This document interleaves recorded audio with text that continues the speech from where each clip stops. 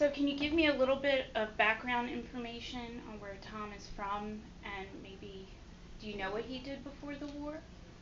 Yeah, he worked in a factory, a small company factory that made paper boxes, all different sizes and shapes. And they had machinery and I guess about 25 people. It varied over time. And he started there when he was in his early teens, actually. He got 1 year of high school, which I think was pretty good back then. Yeah, so the cheap. Yeah. I made $3 a week. Made $3 a week. Quakers were. He always says he worked for a Quaker. They were pretty strict. They went by the clock.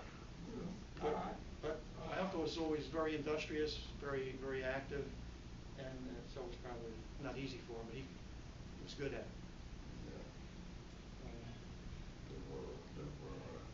The owner of the establishment, he worked with the people. And who was that, Conley or Gillum? Huh? What was his name? His last name? Was it Conley or Gillum? I always forget. Gillum was the only one that took care of that. He was just a little fella, something like that. He came from West Philly.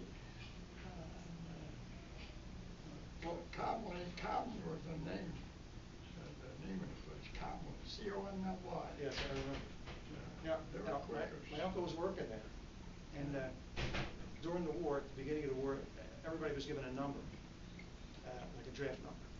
And my uncle Tommy, he had a very high number, so he wasn't going to get called for quite a while.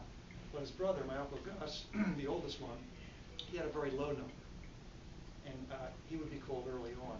And what my uncle did was take my Uncle Gus's number, and it was very generous of him because my Uncle Gus was the biggest one in the family. He was 6 feet even back then, but he was very slow.